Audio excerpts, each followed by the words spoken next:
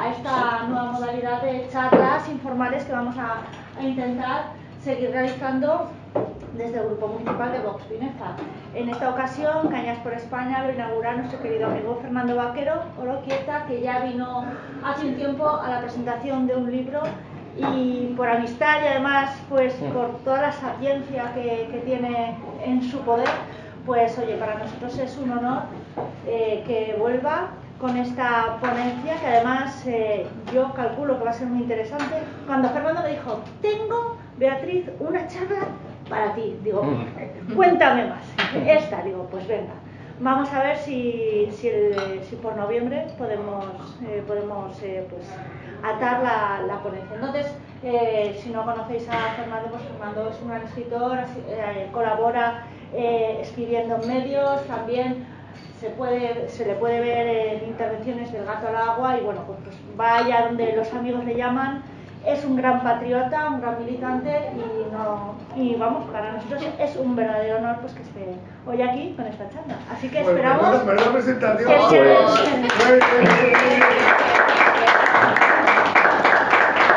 Muchas gracias, Beatriz. La verdad es que has demostrado que eres una gran amiga, porque has exagerado mis pocas virtudes y has ocultado mis enormes defectos. Pues nada, es un honor volver a estar en Binefar, y gracias a la iniciativa de Beatriz, de Vox Binefar, y la verdad es que me acuerdo mucho de la vez que vine, porque también en Zaragoza, también en Lérida coincidí con Miguel Ángel. Y entonces pues su fallecimiento en septiembre, pues la verdad que aunque apenas traté con él, me resultó, pues, me impactó, me resultó doloroso, y pues nada, que mi recuerdo, mi homenaje, un abrazo al cielo, un abrazo. Y bien, bueno, la idea de Cañas por España son encuentros de tipo más bien informal, no son de tipo académico, que llega un tipo, suelta una disertación de hora y media, ¿no? Y entonces la idea es que sea un poquito informal. Entonces pues yo, más que una charla muy desarrollada, muy académica, pues lo que voy a intentar es, pues apoyándome en unos folios, pues traer a colación diversos aspectos del Islam como religión, como civilización, como reto para España, para los europeos, como reto de la convivencia, qué elementos de confrontación puede presentar, pero creo que también es importante pues recordar conceptos básicos del Islam, que seguro que todos los tenéis en la cabeza porque los hemos estudiado, o los hemos leído, o los hemos investigado, pero para poner en contexto todas estas cuestiones que creo que son tan importantes, ¿no? Bien, de entrada, Islam, bueno, es un término polisémico porque significa muchas cosas. El Islam es una religión, pero también es una cultura, es una civilización, es un arte, es un modelo de sociedad. Entonces, es un término que puede inducir a confusión, y nosotros lo conocemos sobre todo como religión, pero no como una religión cualquiera, porque claro, nosotros tenemos la referencia del cristianismo, de la sociedad secularizada, de la división Iglesia-Estado, y el Islam, sin embargo, se sustenta en unos parámetros totalmente distintos a los propios de España, de Occidente, en la fase histórica en la que nos encontramos. Islam muchas veces nos dicen que es la religión de la paz. Entonces aquí hay un poco de trampa, porque Islam comparte raíz con la palabra salam, SLM, que efectivamente indica paz, que es el saludo entre los musulmanes. Es la misma raíz del salom de los hebreos, salom, salam, paz. Islam viene de aslama, que significa someterse o recogerse. Entonces, el Islam como religión significa literalmente sometimiento a Dios. Esto ya indica una perspectiva teológica de pertenencia comunitaria que no tiene otras religiones. No se trata tanto de buscar un diálogo con un Dios encarnado, que es el caso de los occidentales, del Cristo, de los católicos y de los protestantes, como de conocer cuáles son las directrices de Dios y someterse a ellas, dejando de lado a la razón. y puede parecer un poco fuerte, pero luego veremos por qué el Islam implica dejar de lado a la razón. El Islam nace con la predicación de Mahoma. Mahoma nace en el 570 aproximadamente, no se sabe muchas cosas del principio de su vida. Se sabe que muy pronto pierde primero a su padre, a su madre, era miembro de una de las tribus más poderosas de la Arabia en su momento, una tribu poderosa de comerciantes, los Qarais, y entonces se incorpora muy pronto como camellero, participa en las caravanas, y cuando muere el titular, propietario de aquellas importantes caravanas de aquella tribu, pues la viuda, Khadija, se casa con Mahoma. Es entonces cuando Mahoma, con 25 o 26 años, pues pasa de ser un simple camellero, un comerciante, en fin, que obedece, a ser una persona que ya está en una situación económica más importante, que su horizonte vital se va desarrollando y que al tener más tiempo empieza a cultivar una tendencia que es la de la búsqueda espiritual. Entonces, esa búsqueda espiritual la desarrolla sobre todo en las cuevas del entorno de la localidad de la Meca, que es donde nació y donde vivió una parte importante de su vida. Según el Corán, según él cuenta, según la tradición islámica, en torno al año 620, cuando ya tiene 40 años, inicia ese periodo de retirada a las cuevas, de reflexión, y en el 622 es cuando en el 600, perdón, me estoy liando, es cuando tiene lugar la noche del destino.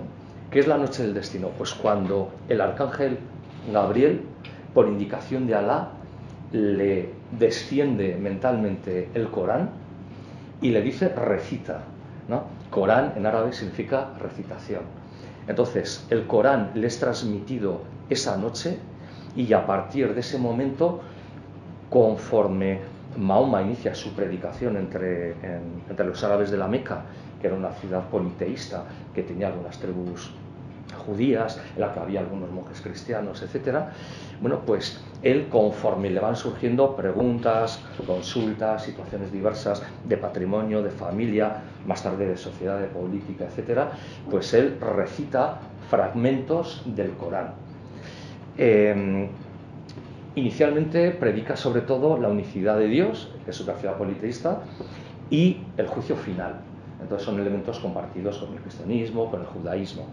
Pero poco a poco se va ganando la enemistad del resto de paisanos de la Meca, porque reivindicar la unicidad de Dios era acabar con el gran negocio de la Meca, que era la feria anual en la que todas las tribus árabes de Arabia se realizaban un mes de feria con todo tipo de comercios y todo tipo de bienes y de productos, y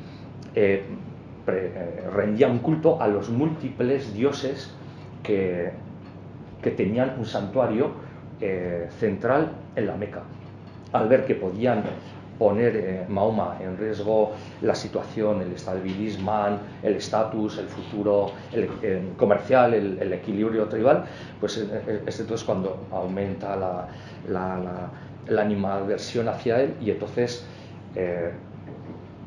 se refugia en la ciudad próxima de Yathrib, que desde que se traslada allá se llama Medina al-Medina, la ciudad, la Medina del enviado de Dios, al-Medina Rasul Alá, y en la noche del 15 al 16 de julio del 622 se traslada de la Meca, y esa es la noche, el día a partir del cual empieza el año cero del Islam. Por eso tienen una cronología distinta, aparte de tener un año lunar, no como nosotros. De Mahoma realmente se sabe muy poco. Hay varias biografías medievales, lo que se llaman las siras, en las que hay incluso datos biográficos contradictorios. Por ejemplo, en una de ellas se habla de una expedición de Mahoma en Transjordania, posterior a su fecha de su supuesta fecha de fallecimiento. Claro, son biografías medievales elaboradas 50, 60, 100 años después de la muerte de Mahoma y dada digamos, la sacralidad de este tipo de documentos para el Islam, pues no se realiza un estudio filológico o un análisis crítico con estratos, este tipo de sistemas que analizan la Biblia o el Nuevo Testamento de manera muy pormenorizada, pues a todos los niveles, tal como estamos acostumbrados en el cristianismo y en el judaísmo. Incluso una de sus iras de estas biografías se titulaba El libro de las racias. ¿Por qué las racias? Porque en los años que permaneció en Medina, su poder va creciendo, va pactando con otras tribus, va expulsando o derrotando militarmente a tribus rivales, especialmente las tribus judías. Se configura un verdadero líder militar, un caudillo que organiza socialmente Medina a partir de lo que luego se configurará como la Sharia, y realiza a lo largo de 10 años nada menos que 19 incursiones de carácter militar por toda Arabia para derrotar a otras tribus, para rapiñar botines, etc. Entonces Mahoma ya es un personaje realmente fascinante y aparentemente contradictorio.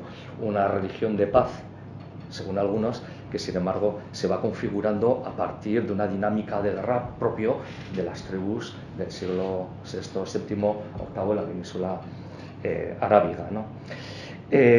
Lo cierto es que logra aglutinar la mayor parte de las tribus arábigas y ya en el 630 regresa triunfalmente a la Meca, y al año y medio aproximadamente, después de su peregrinación final, que es la que todos los años los musulmanes de todo el mundo en la Meca realizan ritualmente en número de millones y que incorporan buena parte de los elementos del politeísmo propio de la época, pero islamizados, bueno, pues muere en el 632.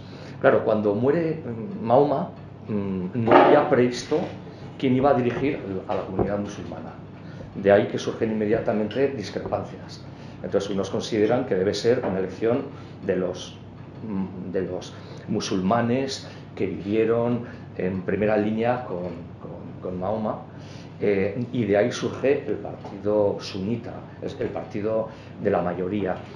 Hay otros que entienden que sin embargo debe ser siempre el líder de la comunidad musulmana un descendiente o un familiar de Mahoma. De ahí que un partido minoritario, la Shia, partido de Ali, entiende que debe ser el sobrino yerno de Mahoma, que será el quinto, no me acuerdo, califa que sustituye a Mahoma. Cuando muere Mahoma, vienen 4 grandes califas. Todos habían vivido con Mahoma, todos lo conocían, y esa es la edad de oro del Islam. Muerto Ali en combate, pues el mundo islámico se fragmenta, el califato se mantiene con diversas dinastías, cambian de capital, Bagdad, Constantinopla, etcétera, y el califato realmente se traslada hasta 1924. Bien, sin embargo, hay muchísimas cosas que no se saben de Mahoma. No se sabe buena parte de su vida hasta que se lanza la predicación en la Meca. No se sabe qué pasa incluso con sus restos, hasta el punto que se tardan unos 50 años desde que muere Mahoma en recuperar sus restos y elevar una tumba en Medina a la que pueden acceder pero exclusivamente los varones. Las mujeres no pueden visitarla. En el Islam es central el Corán, la recitación, que está integrado por 114 suras, que son capítulos, y 6.236 aleyas, que serían el equivalente a nuestros versículos. Y están organizados no por orden cronológico, como están la Biblia judía, la Biblia cristiana o el Nuevo Testamento, sino que es por orden de mayor extensión a menor extensión. Claro, entonces hay dudas de cuáles fueron antes cronológicamente, si se dan en Medina, si se dan en la Meca, que son cuestiones importantes porque los musulmanes o algunos musulmanes tienden a dividir el Islam religioso en dos fases. La fase de la Meca inicial, hasta que es expulsado violentamente, en el que sería un Islam más espiritual y el que muchas veces, sobre todo los conversos europeos al Islam, se remiten como fuente de inspiración religiosa, religión de paz, religión de fraternidad, etcétera. Sin embargo, existe el Islam de Medina, que ya es un Islam guerrero, que organiza la sociedad, que organiza la vida pública, privada, en el que el Islam regula todas las dimensiones de la vida, el comercio, la guerra, la sociedad, etcétera.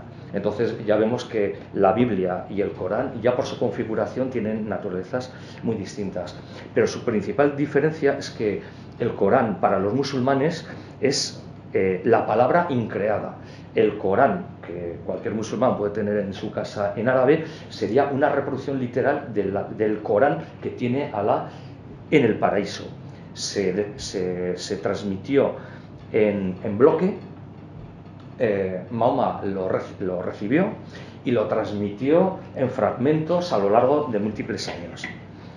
Bien, esto es complicado porque cuando muere Mahoma el Corán todavía no se había compilado.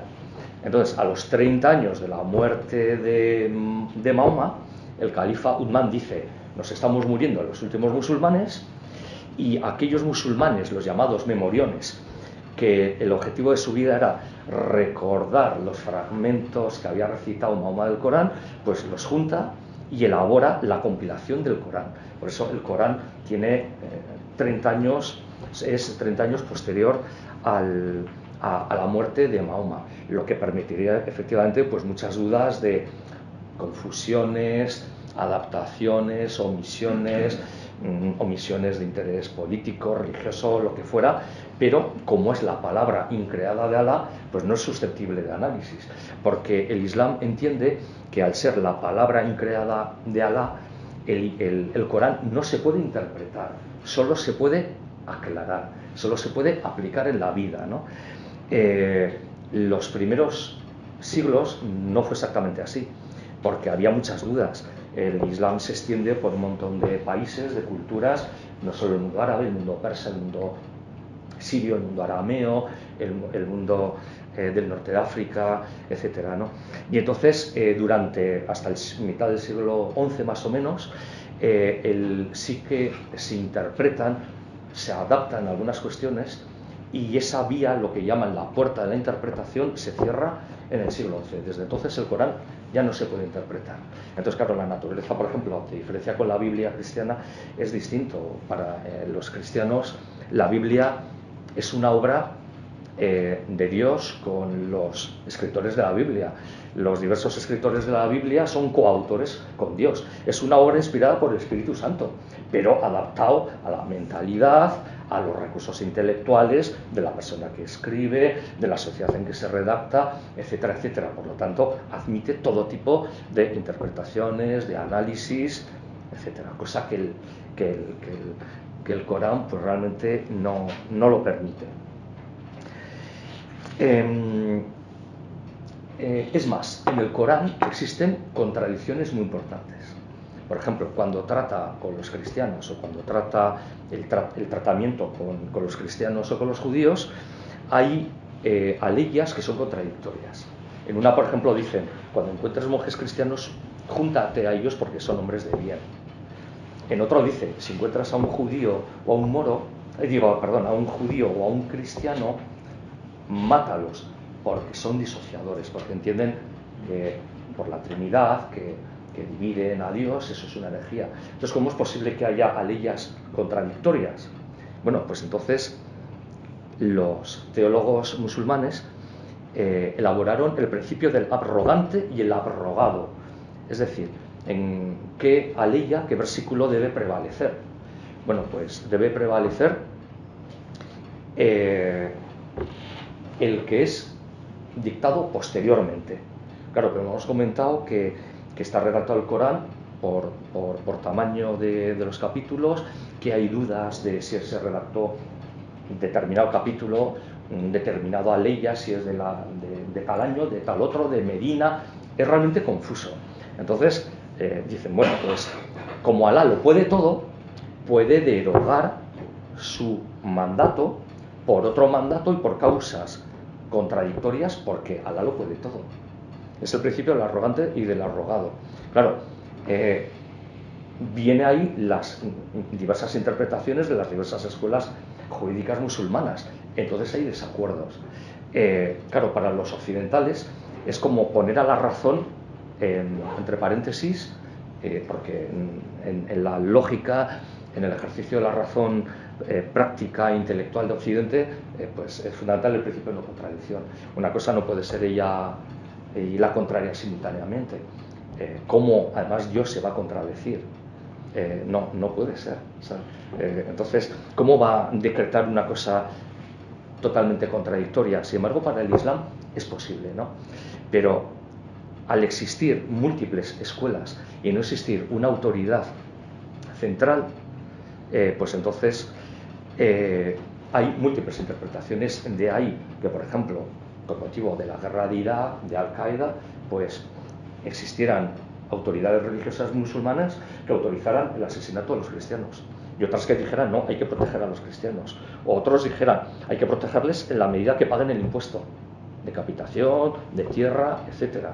Entonces son contradicciones realmente muy importantes. Yo creo que esta es una de las diferencias importantes entre la mentalidad europea, occidental, racionalista, con la mentalidad teológica, religiosa del Islam. Los 5 en el Islam son fundamentales, lo recordaréis todos de los estudios, de películas, de vídeos, de mil cosas. Pues para ser un buen musulmán, pues hay que realizar la profesión de fe, la sauda, no hay más Dios que Alá y Mahoma su profeta, guardar el ayuno del Ramadán, las 5 oraciones diarias, la limosna y la peregrinación a la Meca. Pero para muchos musulmanes existe un 6º pilar del Islam, que es la yihad. ¿Y qué es la yihad? Pues aquí vuelve a haber discrepancias. Para unos es la guerra santa, la guerra militar, pero unos dicen la guerra debe ser exclusivamente defensiva, otros admiten no, puede ser ofensiva para anticiparse a un ataque del enemigo, o como la voluntad de Alá es la extensión de la UMA, la comunidad de los creyentes por todo el mundo, pues nosotros tenemos la obligación de proponerles la conversión y, si no, declararles la guerra. Pero también esto sería, conforme a algunos teólogos musulmanes, lo que se llama la pequeña yihad, pequeña guerra.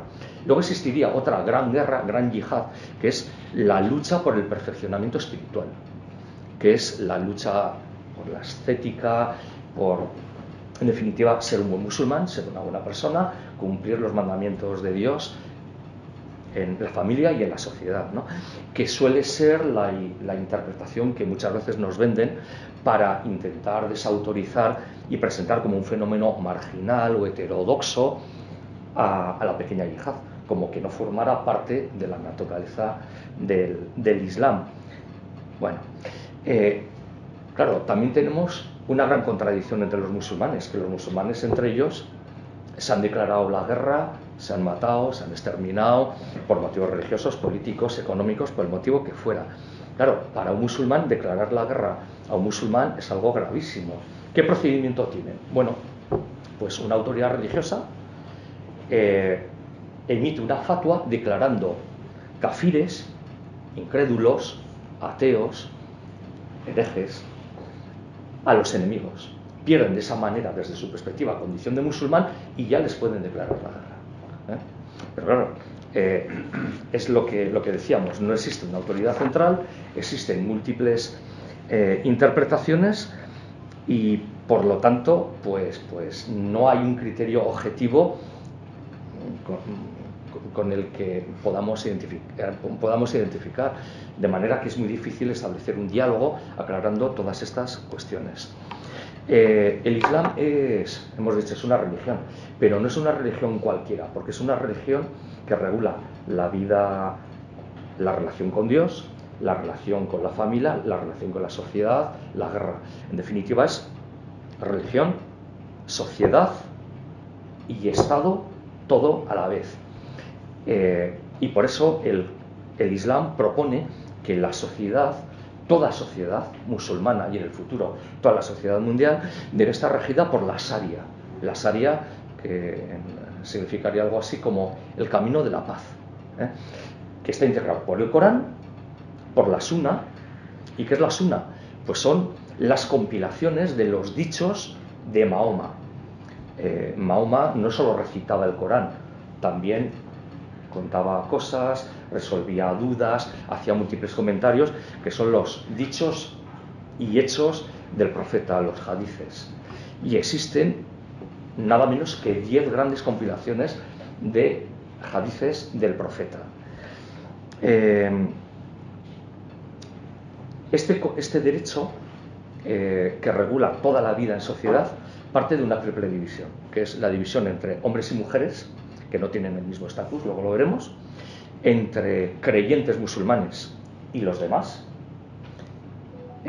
Los cristianos y los judíos pueden ser protegidos, pero ateos, incrédulos o politeístas, su única opción es la conversión a la muerte.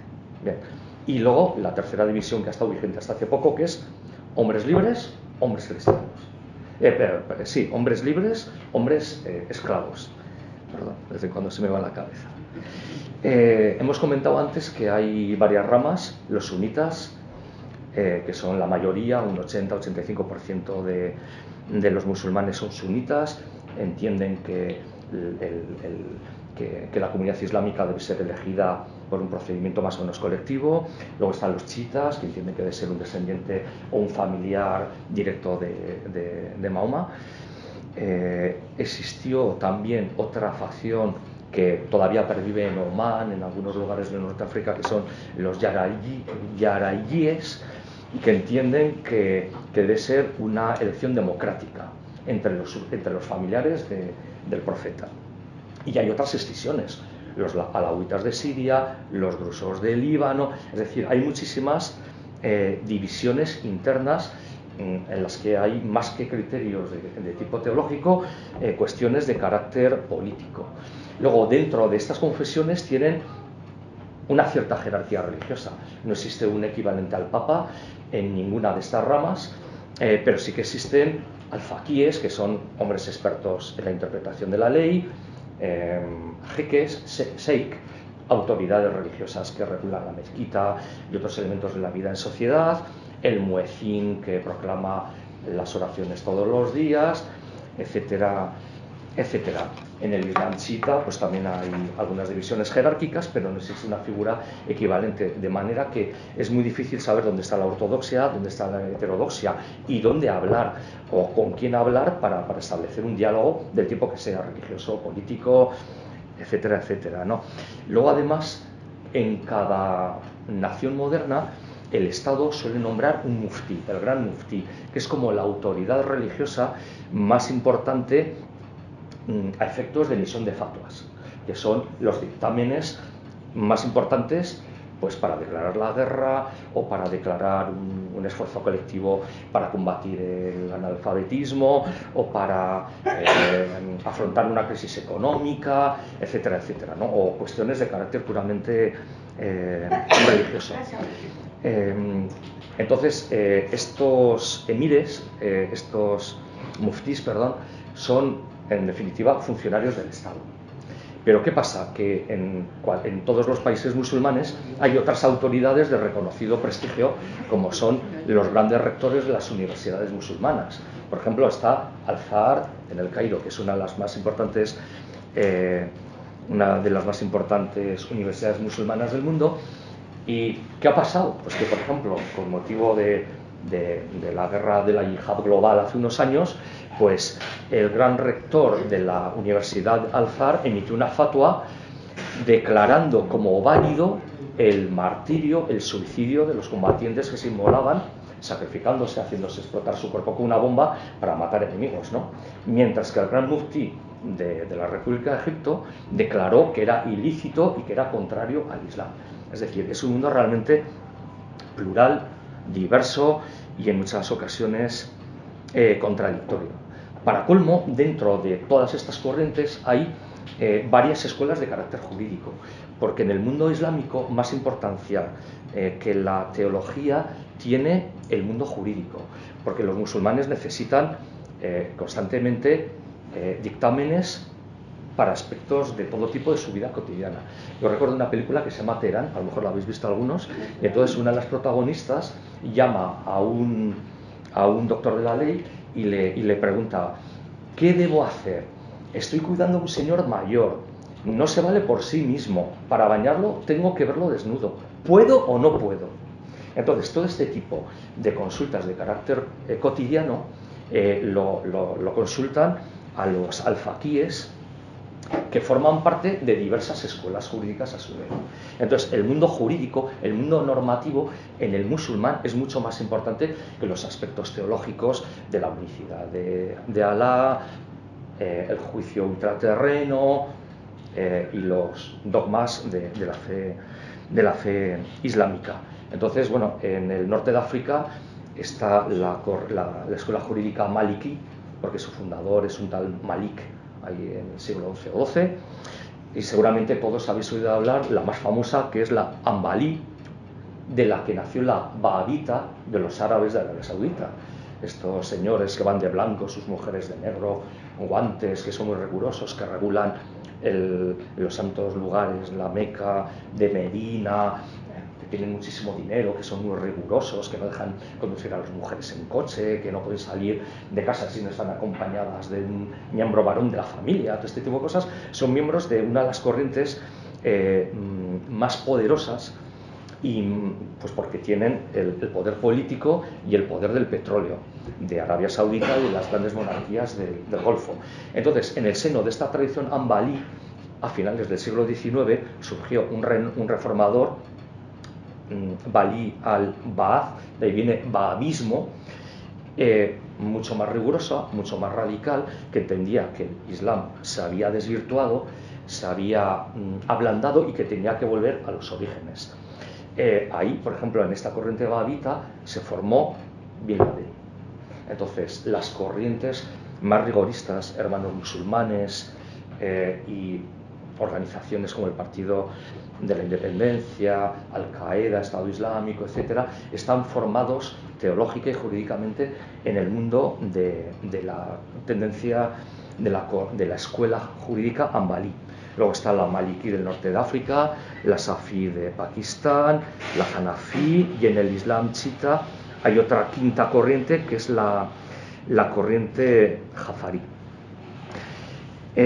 Otro concepto muy relacionado con el tema de esta extraordinaria fragmentación del mundo musulmán es la de integrismo, fundamentalismo, pero en realidad son conceptos que aportan muy poco al discernimiento de los contenidos de cada corriente.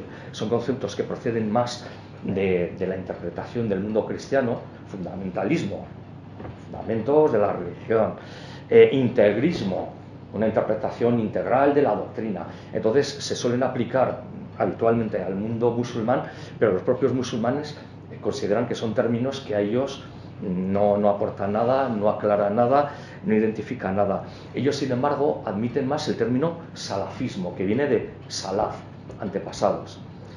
Cuando en el siglo XIX gran parte del mundo musulmán cae en el ámbito de Inglaterra, de Francia, de las potencias colonialistas de la época, claro, se sorprenden y dicen: ¿cómo es posible que el pueblo de Dios, el pueblo musulmán, haya sido dominado militar y técnicamente por unos bárbaros occidentales?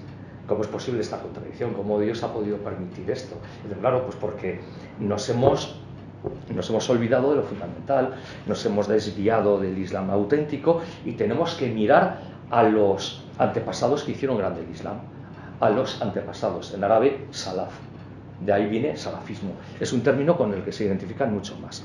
También hay otro término que les gusta mucho, que es al-nada, que es renovación, que responde también al intento de modernizar el Islam en su encuentro con la modernidad occidental, que les llevó a una situación de darse cuenta que estaban paralizados, atrasados, incluso subordinados política y militarmente.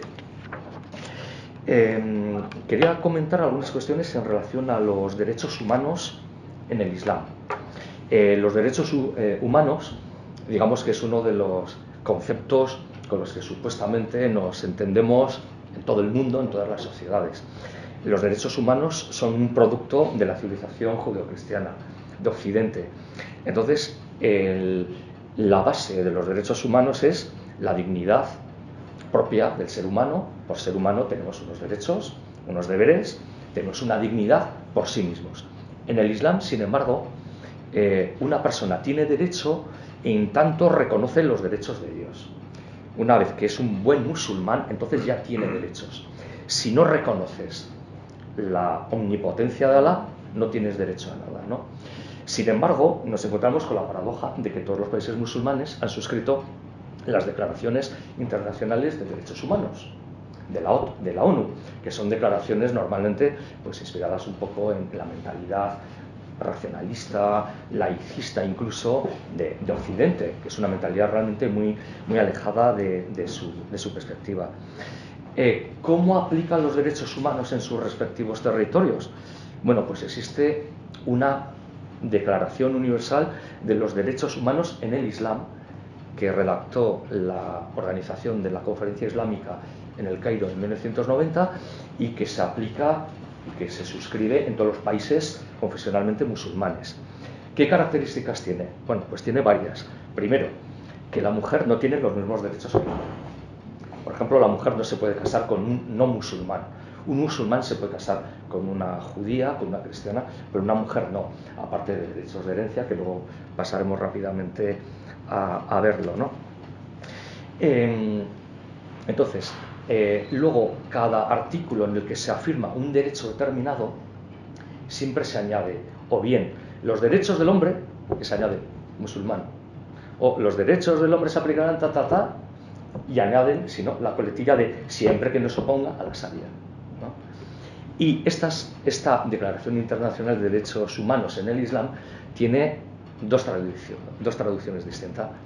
La que está en árabe, que tiene todas estas aportaciones de carácter coránicas y de la Sharia, y luego la versión que es la conocida en Occidente, la que más se maneja, la que puedes descargar en muchas embajadas musulmanas en España, que es la versión en francés o en inglés, y que normalmente prescinde de algunas de estas referencias a la Sharia, porque claro, las declaraciones de derechos humanos que se aplican en Occidente pues no tienen más límite que su propia declaración y su propia concepción nacional, pero siempre conforme a una jurisprudencia, a una práctica de carácter internacional.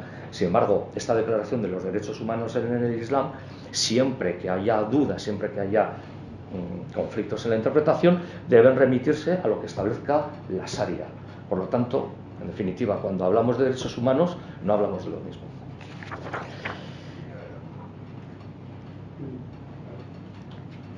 Bien, en relación a los derechos humanos, pues es muy importante ver el estatus del hombre y la mujer en el Islam conforme a la Sharia.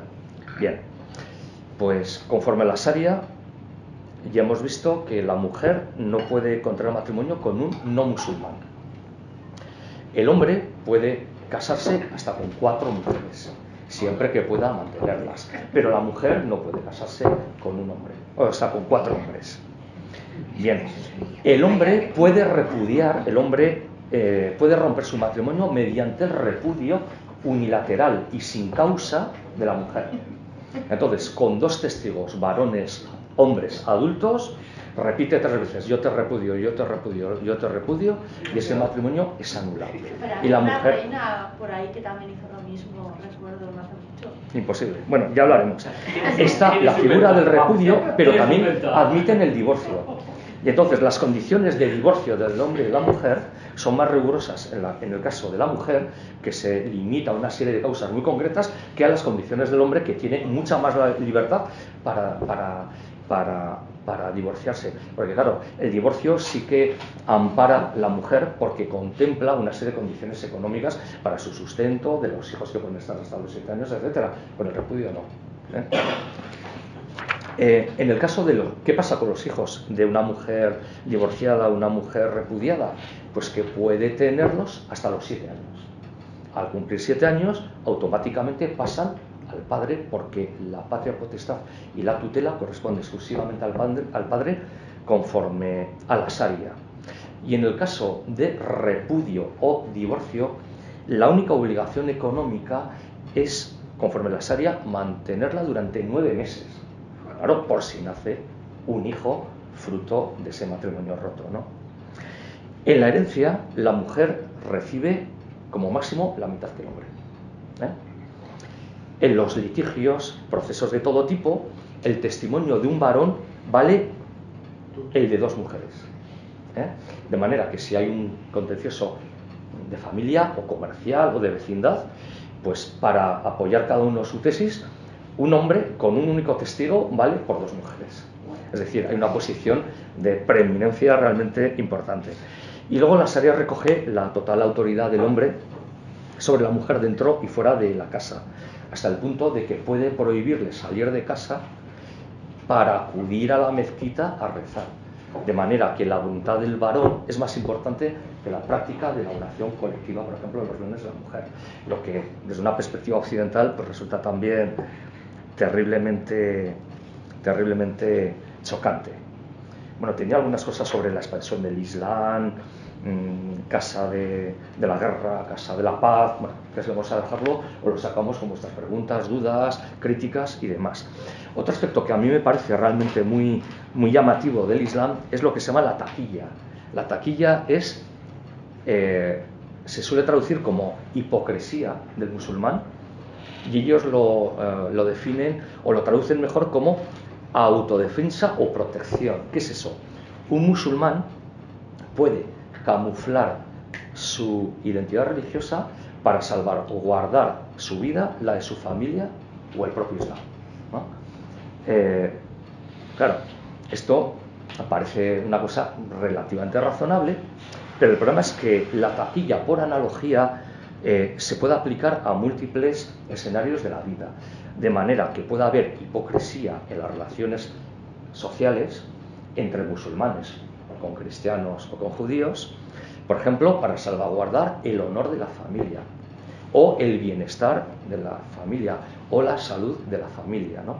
De ahí, por ejemplo, que muchas veces, la experiencia que hemos tenido muchas veces al hablar con musulmanes es: esta persona me dice una cosa, lo contrario, ¿en qué pasa? ¿Me quiere engañar? Creo que que las raíces de esta disparidad es realmente que su estructura mental está modelada por este normativismo islámico, que es realmente complicado y que por ejemplo, en tratados jurídicos musulmanes de esta disimulación se habla hasta de 17 modalidades distintas según la situación en la que se presenten los intereses de una familia, de una persona, de un clan en juego. Claro, eso, ¿dónde está la objetividad? ¿Dónde está la sinceridad? ¿Dónde está el respetar la palabra dada? Etcétera. Son aspectos que creo que como occidentales pues realmente nos chocan muchísimo, ¿no? ¿Cuál es la realidad de los musulmanes en España? Bueno, pues el Islam es religión de notorio arraigo desde 1989. Los acuerdos de cooperación del Estado español con la Comisión Islámica son de 1992. ¿Cuántos musulmanes hay en España? Bueno, pues según las cifras más actuales, yo lo que he encontrado por ahí es que hay en torno a 2.500.000 musulmanes en España, lo que sería un 5,5% del total de la población. El 45% por ellos ya son nacidos en España. De los no nacidos en España, casi 900.000 son marroquíes.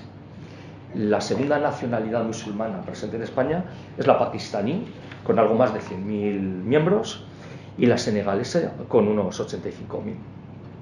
Realmente el Islam en España es muy poliédrico, porque depende mucho la nacionalidad, la tribu, la raza, la formación, la escuela, la cofradía. O sea, realmente pensamos que son todos iguales y realmente hay unas diferencias internas muy grandes. Por ejemplo, en Marruecos gente de procedencia urbana o de formación universitaria, les molesta muchísimo que les confundamos por decirlo de alguna manera, pues con los menas, con los chavales que vienen del interior del campo, que han emigrado clandestinamente, pues porque entienden que son muy diferentes económicamente, por formación, etcétera, etcétera. O sea, hay realmente unas divisiones internas muy grandes. De estos 2.500.000 musulmanes, unos 560.000 son musulmanes españoles ya de segunda o tercera generación. La comunidad con mayor número de musulmanes es Cataluña, con unos 660.000. En Aragón, pues según los datos del Observatorio Andalusí de 2024, hay unos 72.000 musulmanes, lo que supondría un 5,20% del total de la población aragonesa, que es 1.368.000 habitantes, es decir, un poquito menos que la media española. En Zaragoza residirían 45.800 musulmanes, en Huesca 15.300, en Teruel 9.900. Y un 37% ya tienen la nacionalidad española. Está el fenómeno de las conversiones, españoles que se han convertido al Islam, bien por convicción religiosa o por matrimonio, que serían en torno a 35.000, no es de momento un número muy alto. A nivel de población escolar va creciendo rápidamente y se encuentran escolarizados actualmente unos 390.000 musulmanes, un tercio de los cuales en Cataluña. En Aragón, según he estado viendo datos de la DGA, en torno a 15.000, entre primaria y secundaria. No sé cuántos estudiantes musulmanes hay en las universidades. Por lo que refiere aquí a Binefar, he buscado en torno a 10.098 habitantes, hay unos 1.500 musulmanes registrados, pertenecientes a 60 nacionalidades. Existe, o por lo menos se tramitan enterramientos de cementerio musulmán, ya nos lo aclararás, y ha habido mezquita en dos calles distintas. Entiendo, lo que no sé si hay una o dos mezquitas. Ya me lo aclararéis vosotros. Bien, en el resto de España hay nada menos que 1.800 mezquitas registradas, porque hay varios cientos ilegales, no registradas. De todas ellas, en torno a 90 en Aragón. Salt, en Cataluña, ya es el primer municipio español con más mezquitas que parroquias. Habría que incorporar también la localidad Navarra-Fitero, que ya tiene más mezquitas que parroquias. Bueno, en España la principal entidad musulmana que establece todo tipo de acuerdos con las autoridades políticas, educativas, etcétera, es la Comisión Islámica Española, que está integrada por nada menos que 53 federaciones y organizaciones musulmanas. La principal de las cuales, una de las 53, es la Unión de Comunidades Islámicas de España, que agrupa 900 comunidades locales. Tengo que recordar que Ayman Adeldi, segundo presidente de la UCIDE, fue detenido por financiación ilegal de Estado Islámico hace unos años. Y luego la segunda gran federación dentro de UCIDE, dentro de la Comisión Islámica Española, es la Federación Española de Entidades Religiosas Islámicas, constituida y liderada sobre todo por musulmanes conversos españoles. Como temas que podemos comentar luego si queremos es la existencia de algunos partidos islamistas en España, el PRUNE, Liberación Andaluza, el Partido Andalusí, pequeñitos, con muy poco éxito, mínima representación. También la existencia de núcleos organizados de algunos partidos y organizaciones musulmanas de carácter internacional, como Justicia y Caridad de Marruecos, Hermanos Musulmanes y múltiples organizaciones, cofradías sufíes, etcétera, etcétera. Y luego, como cuestiones calientes o que generan, en fin, que tienen múltiples desajustes o perspectivas o cuestiones que podemos comentar, es la existencia de cementerios. Por ejemplo, es llamativo que ya no existen cementerios religiosos en España, católicos, y sin embargo se están estableciendo numerosos cementerios islámicos, en los que únicamente se pueden enterrar musulmanes. Los cementerios españoles son estatales, normalmente controlados por los respectivos ayuntamientos, son enterrados cristianos, católicos, evangélicos, masones, librepensadores, ateos, indiferentes. Sin embargo, los musulmanes van exigiendo cementerios exclusivamente islámicos. Yo estoy viviendo hace poco de Zaragoza, y es una parcela en las afueras, por supuesto conforme el rito musulmán, no tienen lápidas, apenas unas cejas señalan el lugar del enterramiento, porque no dan mucha relevancia a los símbolos, a los signos exteriores del fallecido, ¿no? Pero claro, es algo que choca con la separación Iglesia-Estado, en este caso la separación mezquita-Estado, ¿no? Otras cuestiones interesantes, la implantación progresiva de los menús halal en el ejército, la administración, en los colegios públicos. Claro, se ha dado la circunstancia de colegios en los que el número de musulmanes es muy importante, Ceuta, Melilla, algunas localidades de Valencia o Cataluña, en las que solo se ponen menús halal porque los no musulmanes son minoría, o por facilitar que llegue un menú, en fin, equilibrado y rentable económicamente, pues al final halal para todos. Está el problema del velo de las niñas menores de edad en colegios. Hay colegios en los que se autoriza llevar el velo y colegios en los que no se autoriza. Está la problemática de las fotografías de las mujeres en el DNI, en el pasaporte, que se admite con el velo. Se establece que se tiene que reconocer e identificar claramente a la persona. Bueno, desde luego el velo no facilita la identificación de esos documentos que son sus funciones fundamentales, ¿no? A nivel de inmigración, pues todos sabemos el problema de la inmigración ilegal, clandestina, y que es utilizada como vía de infiltración por grupos yihadistas para antes o después desarrollar atentados o actividades de tipo terrorista o de financiación, etcétera, etcétera. Un problema muy reciente son los agravios existentes entre docentes musulmanes y docentes católicos. Tienen un estatus más fuerte y mejores retribuciones los docentes musulmanes de algunas comunidades españolas, por ejemplo en Castilla y León, que los docentes católicos, sometidos a una situación de, en fin, de mayor provisionalidad, ¿no? Está el problema de barrios, localidades en los que la presencia musulmana empieza a ser mayoritaria y en las que, bueno, pues va cambiando el panorama, pues con la inexistencia de mujeres sin velo, la desaparición de las minifaldas, la desaparición del pantalón y la desaparición muchas veces de la policía. Un caso inquietante y que tampoco se estudia, pero de vez en cuando afloran en medios de comunicación, es el problema del tratamiento legal de la poligamia. Porque claro, en España la poligamia no es admitida, ¿no? Pero claro, ¿qué pasa con un musulmán que se casa por lo civil con una mujer en España, pero se casa por lo religioso en la mezquita con una, dos o tres mujeres? En España, claro, en la vida real está casado en la práctica con 4 mujeres. Bueno, pues hay un desajuste entre la ley religiosa y la ley civil española, ¿no?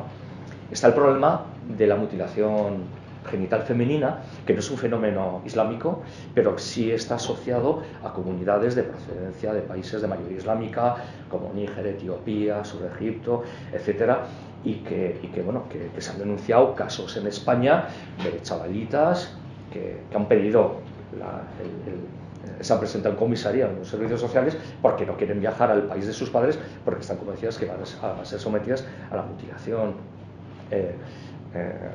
genital, que es una cosa realmente terrorífica, ¿no? Otra cuestión inquietante, las pausas para el rezo. Por ejemplo, muchos musulmanes en España piden 1, 2 o 3 interrupciones para el rezo. Los musulmanes tienen que rezar antes del sol, a media mañana, antes del mediodía, a media tarde y antes de la noche, ¿no? Y entonces piden, según la jornada laboral, 1 o 2 pausas para salir a rezar. ¿Qué pasa? Que estos derechos no están reconocidos como tal prácticamente en ningún país musulmán. Pero conforme a la ley religiosa sí que piden derechos que no están reconocidos en Marruecos o en Siria. Bueno, en Siria con el nuevo gobierno islamista no sé cómo estará, o en Irán, por ejemplo, no son derechos reconocidos laboralmente y sin embargo sí los exigen en España, ¿no? Y en ocasiones se cede, no se cede, etcétera. Y luego el último elemento que comentaría, que es importante, es la relación estratégica con Marruecos. sea, Marruecos es nuestro principal enemigo, nuestro principal vecino, geopolíticamente es un importantísimo rival militar, a nivel de población joven. El número de musulmanes marroquíes presentes en España se está duplicando cada 10 años. Y luego, bueno, pues están, en fin, el problema del control de las mezquitas, que muchas no están reconocidas, otras muchas están financiadas directamente por el Ministerio de Asuntos Religiosos de Marruecos, en otros casos están financiadas directamente por fundaciones saudíes y por lo tanto afines a las corrientes más radicales del Islam sunita. Y bueno, pues en líneas generales esto es lo que quería comentar, más que nada proporcionar temas, cuestiones que creo que son importantes, recordar cosas que tenemos todos en la cabeza e intentar presentar una especie de mosaico general de lo que es el Islam en España, su desarrollo, su crecimiento y sus expectativas. Y a partir de ahora, pues vuestras críticas, vuestras opiniones, vuestras anécdotas y a vuestra disposición. Y muchas gracias por la paciencia, que me enrollo más de lo que tenía previsto. ¿Qué opinas particularmente que el Islam va a tardar en imponerse a la religión nuestra?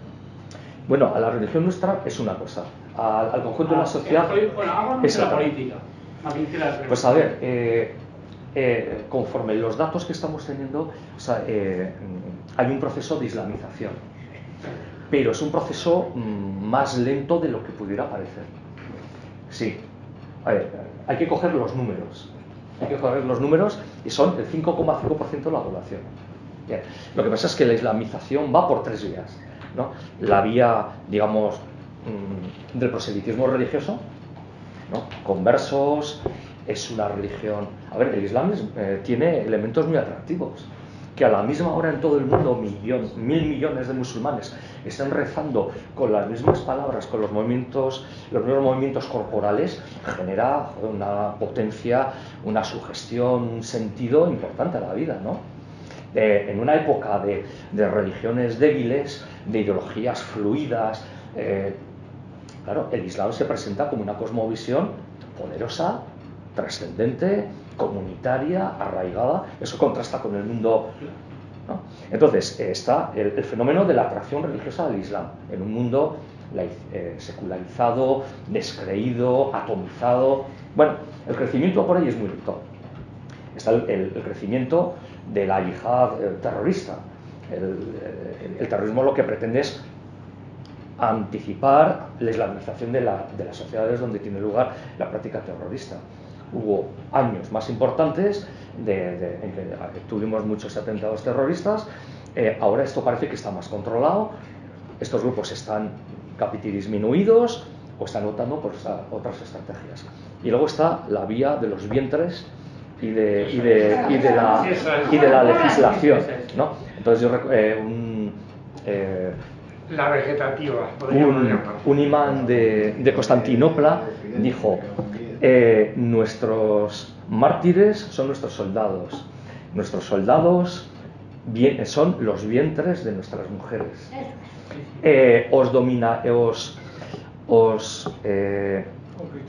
Os conquistaremos con vuestras leyes democráticas y os dominaremos con nuestras leyes religiosas, ¿no?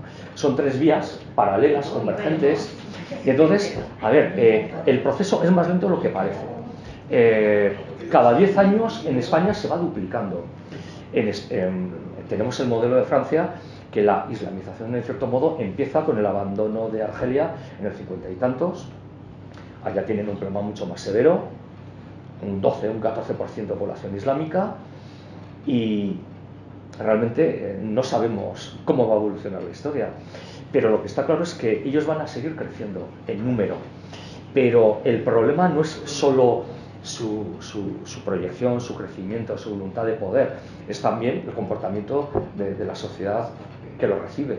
No es lo mismo un Estado, una sociedad firme, creyente, con una ley que se aplica a todos somos buenos, multiculturalismo, todo es equivalente. Aquí hay un interés tremendo para sustituir la población por la islámica. A ver, ¿Es la intención? Sí, están entrando Porque es la sensación que da. les pagan, Sí, a ver, cada vez habrá más. uno de los problemas de España y de Occidente es la baja tasa de natalidad. Pero esto, perdona, porque no se incentiva. Sí, pero no solo porque no se incentive, ¿eh? En Japón, cuando necesita mano de obra, la coge. Y cuando se acaba el trabajo, te vas del país. Sí, pero Japón también está perdiendo Sin población. derecho. Ya. Sí, es Bien. cierto lo que ibas a decir, que Japón tiene actualmente, desde hace unos años, una tasa de natalidad baja. Poniendo otro ejemplo, que no es comparativo, en Rusia no hay islamismo. Y el poco que hay, Putin les ha dicho que los pocos que sois, adaptaros a lo que hay, porque nosotros no nos vamos a adaptar a vosotros. Esto que de Rusia es bueno, porque no se aplica en Europa, porque no se incentiva la natalidad española. Sí. Sí, pero mira, yo creo que el tema de la natalidad... Es más difícil de lo que lo Esto plantea. es un plan quinquenal. Es un plan No, mira, es un plan decenal. mira, en Hungría y en Polonia, con partidos conservadores, han potenciado muchísimo con medidas de discriminación positiva, de dinero, el tema de la natalidad, y ha aumentado muy poquito. Muy poquito. ¿Por qué? Porque antropológicamente los occidentales hemos cambiado una barbaridad. Entonces se valora más el viajar, disfrutar, un nivel de vida, la independencia, la autonomía, que la belleza de cuidar y de educar. Tener mascotas, como decía Gaddafi, no os preocupéis que Europa es nuestra. Efectivamente. Los europeos Entonces, quieren tener mascotas antes que hijos. Y esto es una las realidad. medidas positivas deben ser Esto es una importantes, realidad. pero si no se produce un cambio antropológico en la mentalidad de la gente, no vas a obligar a una mujer a que tenga 2 o 3 hijos. Para nada, en estos tiempos China lo no. tuvo durante 50 años, que no Ya, podías tener. pero con el cambio mental de valores, de empoderamiento de la mujer, que son realidades que estén ahí, nos gusten, no nos gusten, los entendamos, los compartamos, nos aprovechemos los varones, vamos a entrar porque esto tiene múltiples perspectivas, pero realmente es un cambio antropológico enorme.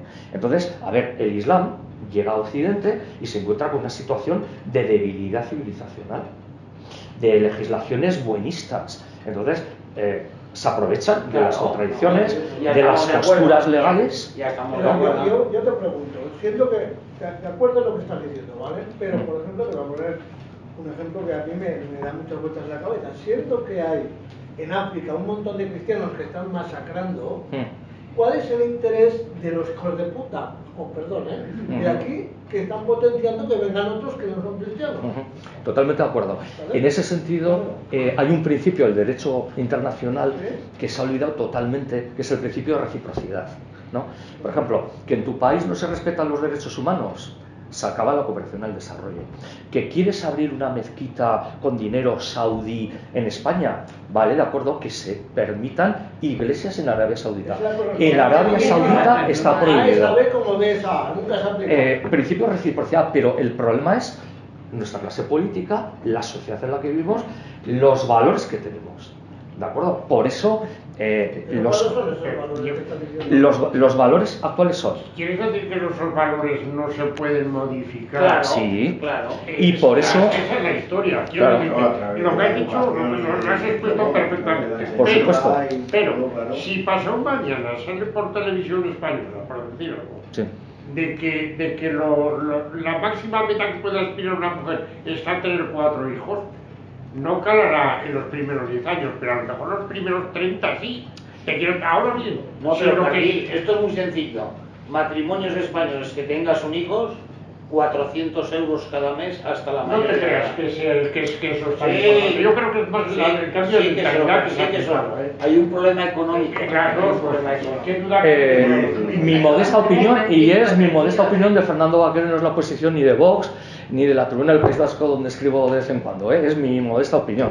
Existen unos mínimos valores compartidos, son mínimos. No nos gustarán a ninguno de los que estamos aquí presentes, pero la realidad es que tenemos unos mínimos valores compartidos, que es presentismo, vivir el presente, no pensemos en el futuro. Buenismo, todos somos buenos y los que vienen de fuera también. Progresismo, vamos a progresar siempre, vamos a tener un desarrollo económico, moral, espiritual, siempre vamos a estar progresando. Multiculturalismo. Todas las religiones, todas las comunidades son equivalentes y transplantables en Europa. Estos son los... claro, por eso han surgido los partidos identitarios, el resurgir de los partidos conservadores. ¿Qué influencia tiene Soros? Bien, pero eso es un factor, sí, que puede estar ahí, que puede financiar al Partido Socialista, a múltiples programas de televisión, programas de todo tipo, evidentemente. Es decir, claro que hay dinero, claro que hay inteligencia. O sea, los valores no son cosas que estén volando por ahí. Por supuesto que hay instituciones, hay intelectuales, hay recursos que van en una dirección. Bueno, pues ahí está la libertad, la responsabilidad de las sociedades europeas para cambiar de registros, dotarse de nuevos partidos políticos, de nuevos actores. El hijo de Soros apuntado con el alcalde de Nueva York, lo cual has dicho ahí en Times Square, una manifestación. Bueno, sí, bien, pero... En Inglaterra hay 54 alcaldes musulmanes, 54 alcaldes de ciudades. Castel de Farfanya, aquí, cerca de... Beatriz. Bueno, antes has mencionado que el Islam, en cierta medida, pretendía un poco adaptarse a los tiempos. Esto pues me ha causado pues un poco de... O sea, me ha hecho gracia, porque al final yo humildemente solo veo pues cada día más pues, por nuestras calles pues una imposición en cuanto a cárceles de tela que no me parece que sea adaptación a los nuevos tiempos. Entiendo que, no sé, será en cuanto a mimetizarse con la sociedad occidental, en cuanto a, por ejemplo, pertenecer a partidos políticos para lo que decías, como estas leyes, pues tal. Y la segunda cosa es un poco lo que decía, bueno, a colación de lo que decía aquí mi amigo Manuel, el alcalde de Nueva York ahora mismo es un musulmán. Comunista. Y me gustaría saber tu opinión en cuanto a la deriva que puede llevar la meca del capitalismo como es Nueva York y qué guía puede marcar para el resto de si la avanza. Lo que es a nivel de Islam religioso, la renovación del Islam, el movimiento de la nada y estas cosas del siglo XIX, del siglo XX, en el que están enmarcados desde los moderados hasta los liberales, hasta las feministas islámicas, que las hay. Entonces es sobre todo coger lo mejor de Occidente, que es la técnica, la ciencia, es decir, asumir las consecuencias, pero no las premisas de ese desarrollo tecnológico, porque claro, ese desarrollo tecnológico, científico, ¿no? En definitiva, que es lo que permitió que Occidente les dominara militar y comercialmente durante un par de siglos, por lo menos, y estuvieran sometidos al yugo colonial durante un montón de tiempo. Entonces es asumir lo bueno que nos pueda dar Occidente, que dé más dinero, más desarrollo económico, más poder político. Pero claro, ¿qué es lo que ha llevado a Occidente ese desarrollo económico? La mentalidad de la civilización judeocristiana, secularizada, todo lo que quieras, pero es la civilización occidental. Entonces, eso genera, lógicamente, como tú bien ves, múltiples contradicciones. No, en relación al alcalde de Nueva York, yo, más que como un musulmán fundamentalista, yo lo veo como un prototipo de la posmodernidad occidental. O sea, el tipo lo que va propugnando, lo que va defendiendo son valores de carácter progresista, socialista, subvenciones por aquí, impuestos a los ricos, programas multiculturalistas. Es un producto de Soros, no es un producto babita o de una escuela radical.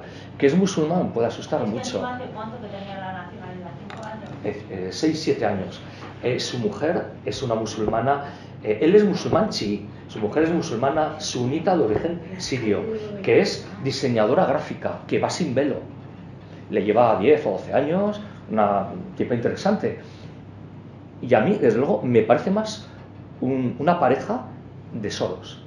¿Que coincide que son musulmanes? Bueno, es que en Estados Unidos viven varios millones de musulmanes. O sea, era inevitable, antes o después iba a llegar. Y hay musulmanes de múltiples tendencias. O sea, el mundo musulmán es tan variado como, por ejemplo, la existencia de las feministas islamistas. ¿Habéis oído hablar de las feministas islamistas? La camisa esa. ¿Eh? Bueno, las hay. Lo que pasa es que unas están dentro del estabilismo y otras están fuera. Las feministas musulmanas, todas, sean más o menos radicales, estén un poco dentro, un poco fuera de la comunidad de los creyentes. Hay muchas, por ejemplo, en Cataluña, entienden que el verdadero Islam es el de los primeros años de Mahoma, que ya en vida el Islam se distorsionó, porque en época de Mahoma sí que había una paridad, un respeto a la mujer, etcétera, etcétera. Hay que volver no a los 4 califas, no, hay que vivir a los primeros años de Mahoma.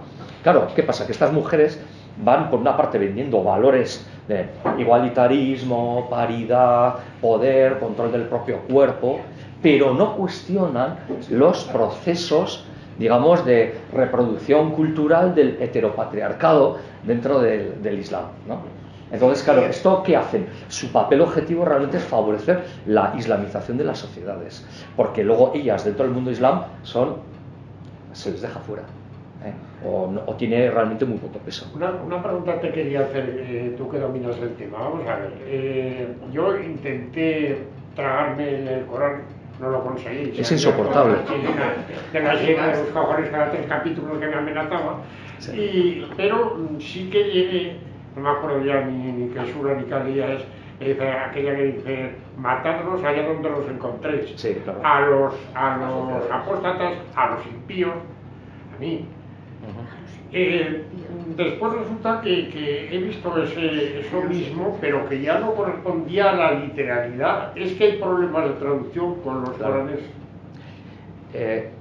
Bueno, es lo que ha dicho antes, hay 2 corrientes. Hay problemas de traducción, hay problemas de interpretación y sobre todo que hay versículos contradictorios en unos... Te hablo del mismo versículo, ¿eh? Sí. El mismo versículo, pero bastante distorsionado. Sí, porque, a ver, para los musulmanes el Corán tiene que estar en árabe.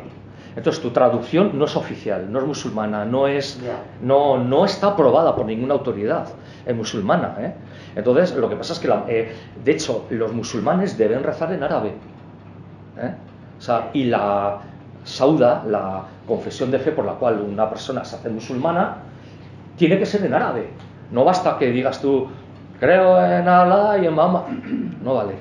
Lo tienes que repetir 3 veces ante testigos adultos, musulmanes y en árabe. Entonces es fundamental el tema del árabe. El problema no es... El problema del Corán es... Bien. Es uno de los... Efectivamente, o sea, el Islam establece una división entre creyentes y no creyentes. Dentro de los no creyentes hay 2 grandes categorías. Los fieles de las religiones del libro, que pueden vivir en la UMA siempre que paguen el impuesto de la tierra y por persona, el impuesto de capitación, y luego están apóstatas, impíos y politeístas, que la alternativa es conversión o muerte. ¿Vale? O sea, en eso no hay discrepancia alguna. Lo que pasa es que luego, claro, llegan a la India, se encuentran cientos de millones de hinduistas, no los iban a pasar a todos a cuchillo, pasaron a muchos. Y de hecho el genocidio de la India, la conquista del siglo IX, es de los mayores de la historia, muy poco estudiado, tal y cual. ¿Qué es lo que hacen? Pues interpretaciones sobre las interpretaciones. Es que en el fondo son antiguos budistas, es que en el fondo hay una creencia en Brahma, es un dios creador, en realidad es...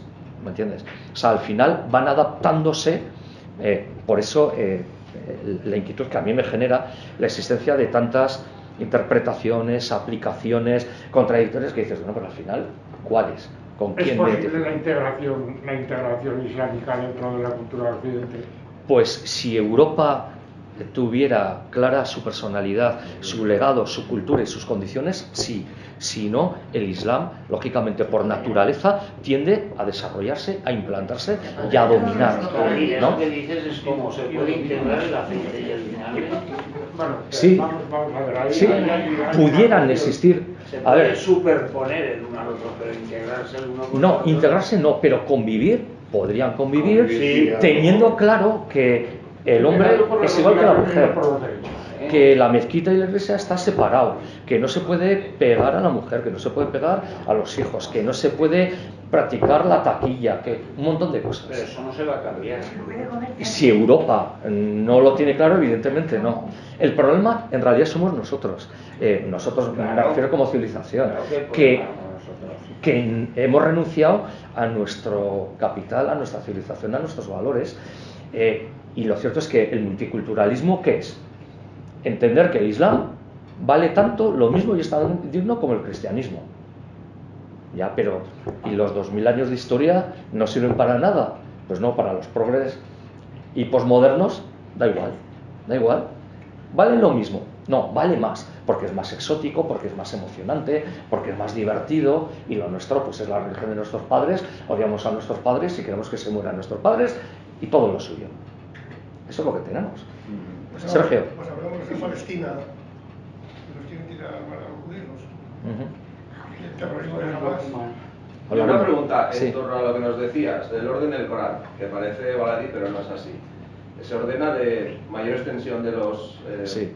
de los aleyas, ¿no? Creo que Sí, bueno, ese es el Vale. desarrollo Entonces, escrito. Si sí. lo ordenásemos cronológicamente, Mm. digamos, Mm. el Corán, la conclusión que sacaríamos es: primero son pocos, luego son muchos. Primero son pacíficos, después son violentos. Sí. ¿No? Bueno, son dos cuestiones distintas. O sea, una parte, otra. A ver, si se intentara reconstruir el Corán, habría que seguir el criterio cronológico. No, pero no se puede seguir el criterio cronológico. No. Me refiero, Espera, la conclusión sí. que saca uno es que cuando son pocos, son pacíficos. Cuando son mayoría, son violentos. Vale. Sí. Bien, ese es el método Sí. de Mahoma. Es decir, cuando Mahoma son muy poquitos en la Meca, sí. Por ejemplo, cuando establece el rezar en dirección a un lugar, el primer lugar al que se dirigen no es la Meca, estaban en la Meca, es a Jerusalén. Cuando empieza a haber dificultades es cuando empieza a modificar sus criterios religiosos, sus normas religiosas. Son expulsados, llegan a Medina. Medina respetan más, llega gente, son buenos comerciantes, tienen nuevas ideas, además son rivales de la Meca, somos rivales con la Meca, es maniobrero, negocia, va neutralizando tribus enemigas, va uniéndolas, deshaciéndolas, incorporándolas, y llega un momento que efectivamente se impone. Y cuando se impone, expulsa primero a las 3 tribus judías de Medina, y cuando ya son poderosos y dominan gran parte de Arabia, deciden: nos vamos a la Meca, que es donde nos han echado y tenemos que controlar la Meca porque es la capital espiritual del mundo árabe, ¿no? Entonces esa es la práctica que han seguido el Islam en todo el mundo. Es decir, cuando el Islam conquista Egipto, eran unas decenas de miles, con millones de cristianos coptos ortodoxos. Pero entre las presiones políticas, los impuestos, el proselitismo se van imponiendo poco a poco. Cuando ya son una mayoría, ya llega el momento de exigir con la espada en la mano. Eso ha formado parte de la dinámica. Por eso también se habla de la diferencia del Islam de un país en paz, del Islam de periferia, que es guerrero, activo. Por ejemplo, lo que estamos viendo en el Sahel con las guerrillas islámicas en Mali, Alto Volta, en Congo, hasta en Mozambique. Bueno, es un Islam de periferia, militante, combativo, que sigue vía militar lo que forma parte de la naturaleza del Islam, que es la expansión de la comunidad de los creyentes. A partir de cierta cantidad, de tanto por ciento de la población, cuando es musulmán, ¿cuándo se impone por la fuerza? Se ha estudiado en otros países cuando ha surgido eso. Por ejemplo, yo he leído que a partir de un 45%, cuando la población es musulmana, ya imponen sus leyes por la fuerza. Ya, ¿Hay estudios de eso? No, hay algunas interpretaciones o valoraciones totalmente particulares. O sea, no hay un estudio científico que lo avale, porque la mayor parte del Islam se implanta entre el siglo VII y el siglo IX. O sea, se extiende desde el sur de Francia hasta la India. Luego, a partir del siglo IX y X, se implanta algo en Asia Central, norte de África y vía sobre todo comerciantes en Indonesia, Malasia y Mindanao en Filipinas. Entonces, ese conjunto de territorios musulmanes, los musulmanes eran unas pocas decenas. O sea, cuando llegan los musulmanes a España, eran 6.000 primero, 12.000 después.